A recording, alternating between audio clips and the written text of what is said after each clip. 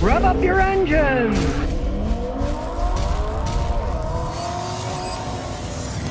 Finally, some logic into this Tesla autopilot. The California Department of Motor Vehicles is now suing Tesla over false advertising because, of course, they aren't self-driving. Since Tesla calls it autopilot and calls it full self-driving options, of course it's a lie. They aren't at that level of autonomy. But for a while, everybody said, oh, we can use the name. Now they're suing them saying, you can't use that name.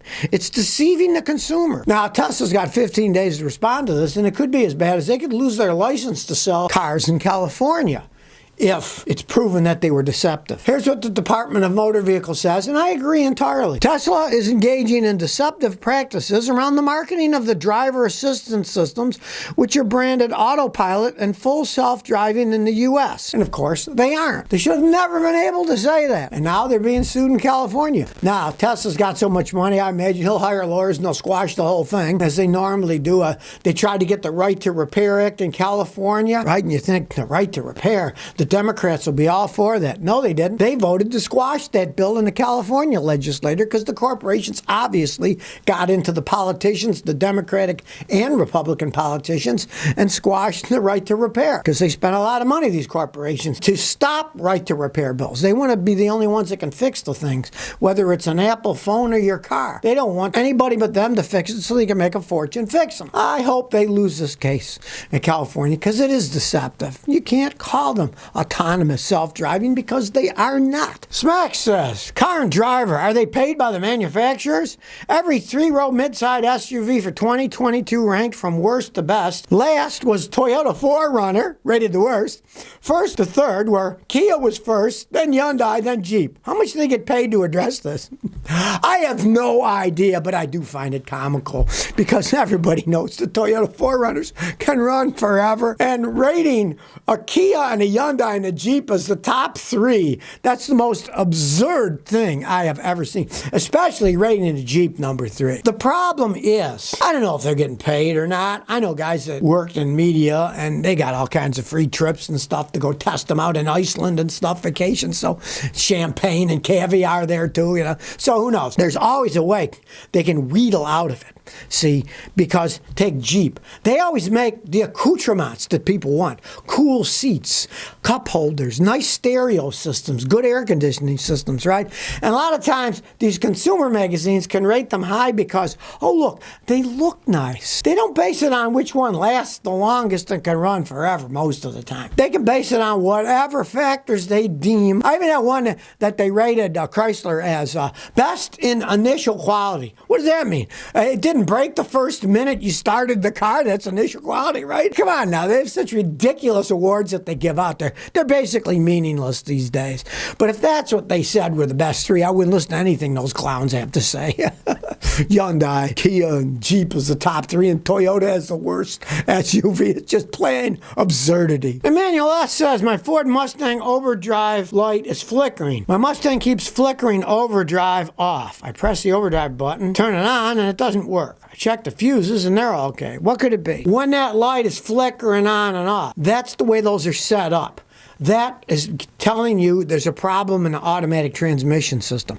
Like when you look on your dash and see the check engine light, well, for the transmission, that light will flash off and on, the overdrive light, to warn you there's a problem with the transmission. Now, you don't guess at those things. Find a guy like me with a good scan tool. Have him hook it up. It's got to be a good scan tool because a lot of the transmission data isn't going to be on a cheap scan tool. It's going to be on a mechanic grade level scan tool.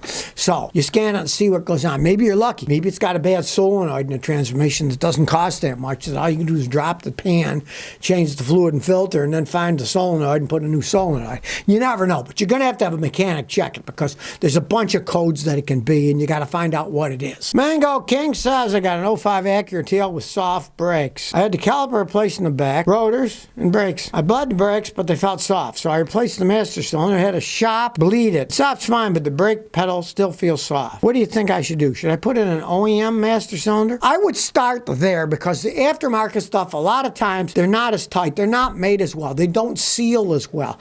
The original equipment one seals and it should be nice and hard. If it's softer, that means that your master cylinder isn't tight enough and it takes a little bit of travel before it starts sealing and builds up pressure. I'd start there. That's what it is 99% of the time. You know, especially if you didn't have that problem all that bad until all the work was done. Because when you do brake work on a car, a lot of times it will damage the brake mass cylinder when you retract the piston and the caliper. That'll feed back fluid and it'll damage the master cylinder, and then you got to replace it. If you replace it with a non-OEM one, I don't like that because the Chinese ones especially, they're often crap quality and they don't work right out of the box, or they'll break a month or two later. Your life is on your hands with your brake master cylinder. Start with an OEM one. Dennis Foreman says, Scotty, I know you aren't a fan of cold air intakes on gas engines. What about a diesel? Diesels mostly run lean, so cold air intake won't mess anything up, I think. It depends on the diesel that you're doing. Modern diesels, everything is electronically controlled and measured. Now, an older diesel, yeah, it ain't gonna do squat. On a gasoline engine, through the air, you got a mass airflow sensor, stuff that measures the airflow. It's got to be compensated for. But on a diesel, no. A gasoline engine has a throttle that opens and closes to let air, and the diesel ones work completely different.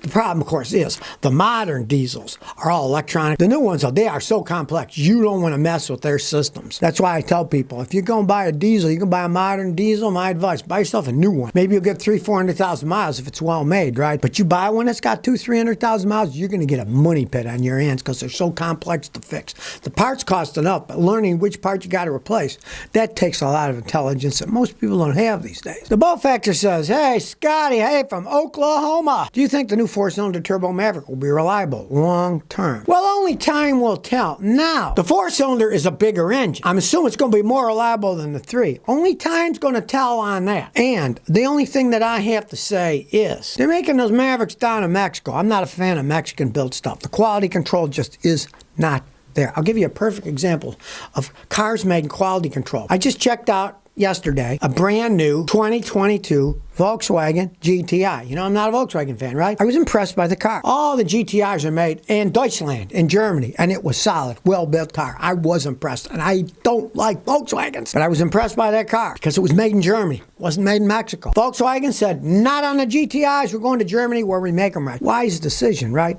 They went against the cheaper production. Anything that's made down there, I'd be real leery about buying it myself. I drove them. They're fun, but will they last? Only time will tell. We'll find out. Umber Rider says, should I scrap or restore? My neighbor has a 93 Volkswagen Golf. It's been sitting since 2019. The water pump broke and it overheated regularly. Now he's thinking of getting it back on the road. Is it worth it? If he was scrapped, they wouldn't give anything. What should I do? It's a 1.6 liter gasoline engine, 75 horsepower, 230,000 miles on it. I'd scrap it. Since the water pump leaked and it overheated regularly, I'm sure the engine is toast. And with that kind of mileage on it, it's worn out. You want to get it going, and you can find a good used engine in a junkyard. Put a used engine in. It's only a 1.6 liter engine. It's a small engine. It's pretty easy to swap them out with a little cherry picker. You can buy one of those at Harbor Freight Tools for $120. You can rent them from places. You could get a used engine that's low mileage. Go ahead and do that, but don't attempt to fix it. You'll throw more money. And a 93 Golf is worth almost nothing anyways. I would not put much money. I myself would just scrap it, right? But if he really wants to get it going, I wouldn't mess with the engine that's in it. Try to get a good used engine. You never know. There's tons of engines around for those things. And if you can find one that's out of a wreck that maybe was in a high-speed wreck and the engine's still good, it had to be going pretty good. If you have a high-speed wreck, the engine was working, try that. As a KP says, my dad needs help. My dad's an Australian who's got a Holden Commodore with 238,000 kilometers on it. There's water in the engine oil, so we want to pull the head off, see what's wrong. One side came off, but another one has bolts that won't come off. Head bolts are always a real problem because the threads are way down inside, right? The threads are inside. You can spray all the WD-40, like you said, it's not going to do anything because it's down inside the engine. The problem is it's deep inside the engine where you can't access it, really. You could try, not a blowtorch, but an oxygen acetylene torch and try to heat just the bolt up so it gets red hot and you might have a chance of it coming off. Now, if not that, get a socket and get a long cheater bar, and if that doesn't work, get a piece of pipe, even longer, that'll go on the cheater bar, and push against it and hope it goes crink and opens up. Now, if you try that and you can't get it to budge, then what you do is you pay a mechanic like me, and we get our gigantic air impact. Some of those things will do like 1,500 foot-pound of torque reverse to take it out. And since its impact is going jerky, and a lot of times that'll take it off. If that doesn't, you're just screwed. You're just going to have to keep trying and trying, and it'll probably break off inside. The impacts, the big reason people use them all the time is because it's not just one pull.